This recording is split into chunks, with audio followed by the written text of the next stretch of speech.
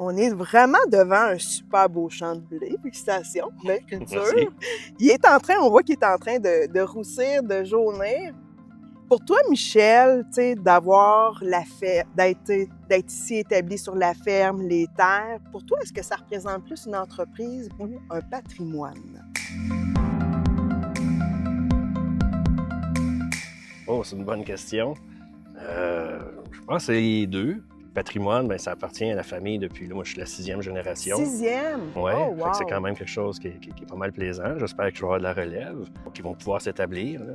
Fait que je pense qu'on peut parler de patrimoine. Là. On transfère à une prochaine génération. Tu sais, à un moment donné, il faut qu'il y ait du respect. Il faut s'investir. Il faut respecter que c'est un patrimoine. Fait que, tu sais, si un jour tes enfants ou la famille hérite d'actifs agricoles, ben gars, c'est pas pour vendre. Tu sais, c'est pour tenter de dire, ben gars, peut-être que la génération, on va la sauter, mais on va faire en sorte qu'on respecte la culture générationnelle agricole, puis faire en sorte qu'on puisse leur transmettre en bout de ligne.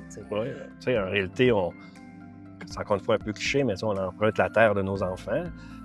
Mes parents étaient là, mes arrière-grands-parents étaient là, fait que c'est quelque chose qui peut se transmettre de génération en génération, qui reste en famille. C'est quand même quelque chose qui est incroyable. Puis au niveau d'une société aussi, c'est extrêmement bénéfique là, que ça reste dans des familles, des familles agricoles, puis que ça reste, que ce ne soit pas des fonds d'investissement qui viennent investir. Ouais.